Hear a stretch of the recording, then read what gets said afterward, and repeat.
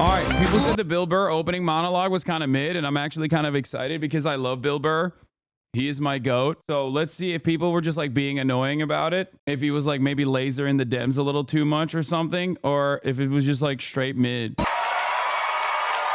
right, thank you. Thank you very much. How are you? How's it going?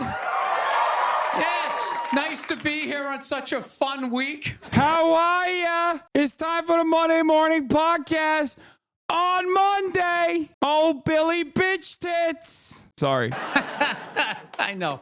I don't want to hear it. I don't watch politics. So we're going to keep it light. All right? All right. There we go. All right. Well, I just got over the flu, which is fantastic. I want to say we need him at this time, but he gives voted for Trump vibes, so maybe the opposite. You are insane, dude. Are you kidding me? Bill Burr's politics over the years has directly become, in my opinion, quite similar to mine. His only issue is that he's like too much of a Jimmy Dorian. He's too much of a Jimmy Dorehead, but he is not a Trump supporter. What the f? He hates Republicans. Fantastic. You know what I mean? Had it last month. Whenever you have the flu, like or like COVID, you know, you always lay in bed and you try to like figure out who gave it to you. You know, just going through this Rolodex of people that coughed on you, sniffled near you, walked by an Asian or something. You try to fight it. You like, they say on the internet, that's where all the disease comes from. I know who gave it to me. I sat next to a shoeless cowboy on an airplane. Guy had no socks or shoes on the whole flight.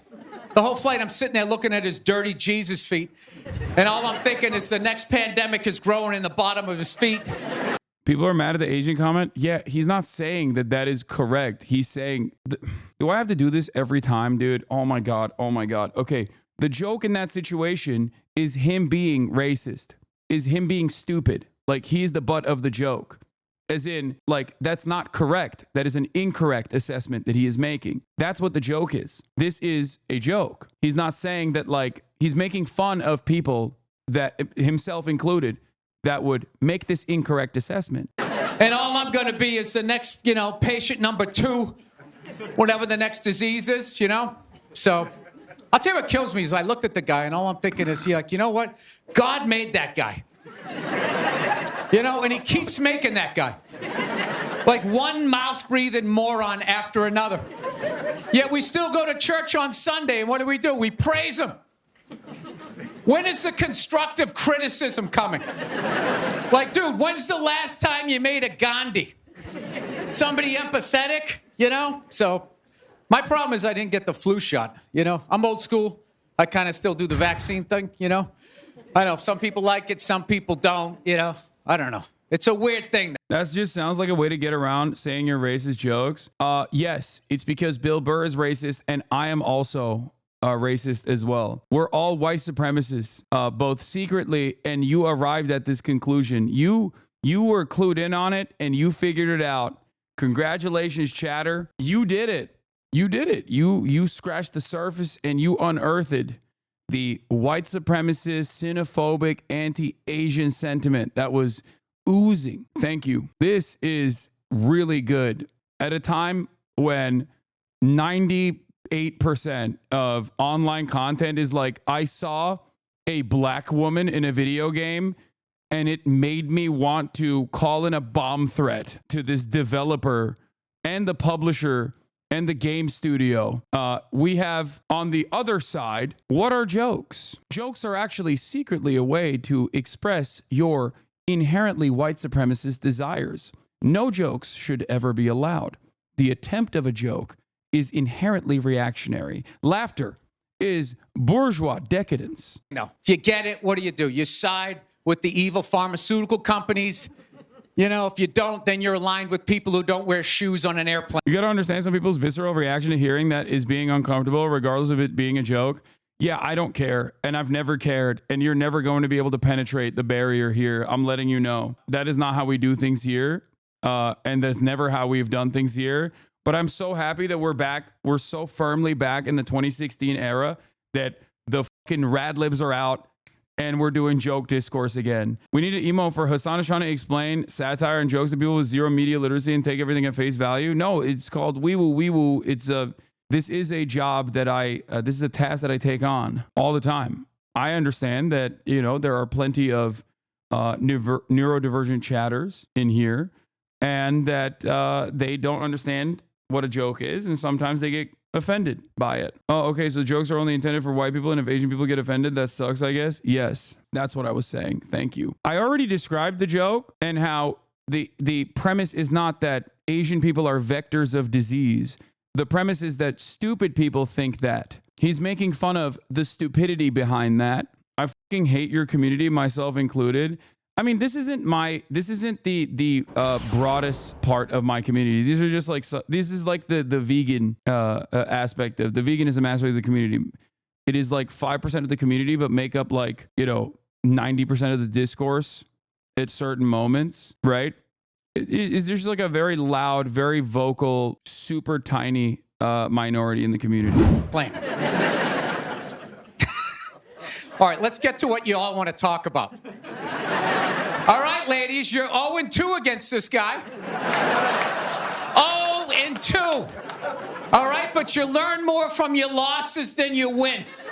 So let's get into the game tape. All right, ladies, enough with the pantsuit. Okay, it's not working. Stop trying to have respect for yourselves. You don't win the office. Like on policy, you got to whore it up a little. I'm not saying go full Hooters, but find the happy medium between Applebee's and your dad didn't stick around. All right? You all know how to get a free drink. Okay? And I know a lot of ugly women, feminists, don't want to hear this message. But just tease them a little bit. Make a farmer feel like... Yeah, I see why people said it was mid. This is for Bill, old Billy bitch tits. I feel like it's not even like, oh, I'm so offended or anything. It's just that like, it's kind of mid. He's got a shot. Swing a state over a little bit. I'll be honest with you. I am so psyched that this stupid election is finally over. It took forever. Like, yeah. Everybody knew who they were voting for 4 years ago. And then they just drag you through a year and a half of this stuff. Like, who was sitting there watching the debate, like, still not decided? Two of the most polar opposite people ever. It's like, all right, let's see. What does the orange bigot have to say? How about the real estate agent that speaks through her nose? Oh, there's a point. This is so difficult. It's like they overlap. I just can't make up my mind. I'll be honest with you. I can't believe Trump didn't win this thing like 4 months ago. I know that's weird for younger people to hear, but like when I was a kid, if you were running for president and you got shot and you didn't die, that was the end of the election. There was nothing you could say, right? Everybody would just be like, this guy's the man. He is the king. I don't know. I'll be honest with you. I think the number one reason like Trump survived is all those herky-jerky movements that he does. You just can't like nail the guy down. I gotta be honest, the guy is a lunatic. He literally got shot and immediately jumped back up and started yelling in the direction the bullets were coming from, unarmed. That's not a sane human being. I would have been on the ground crying in the fetal position, like, all right, give me the truck. I don't want this job anymore. Just tell her she won. Tell her she won. But Trump's got all those weird, coming out. I think the guy couldn't get like a bead on him, And like right as he pulled the trigger, like Trump was just like, and Sleepy Joe, and the bullet went by his head. My favorite part of the campaign, though, was when Trump went to McDonald's. Wasn't that amazing? That's the only time I've ever seen that guy truly happy. Like, he was glowing. When he got behind the counter, it was like he was behind stage at like Springsteen or something. He's like, oh my God, this is like where they make the French fries. And he was sticking a couple of extra in one. He goes, hey, whoever gets this one's going to be excited. It's like, oh my God, was that empathy? Of the people, Donald? It's like when the Grinch came down the hill bringing the toys back, and his heart got a little bigger.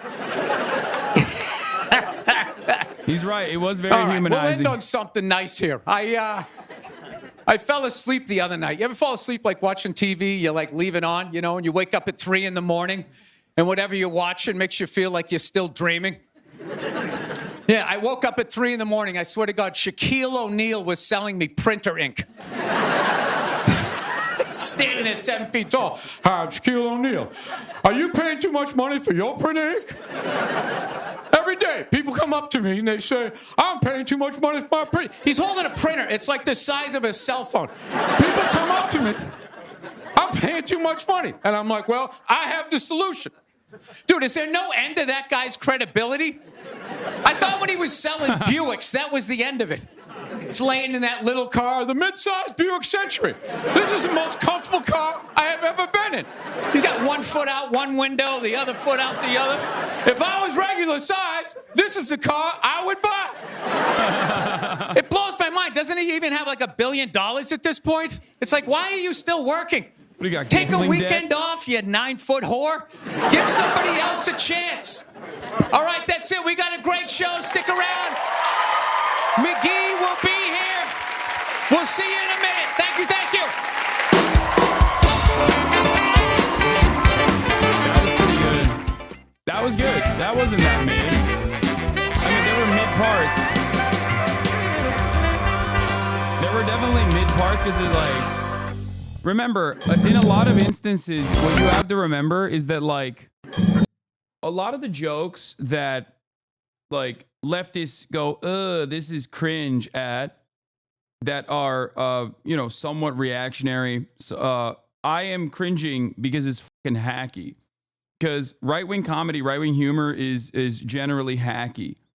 Still decent for SNL monologue, but I do expect Bill Burr to have a lot more scathing remarks about the Democratic Party's failures in this cycle, though, because I think overall, I know where he comes from.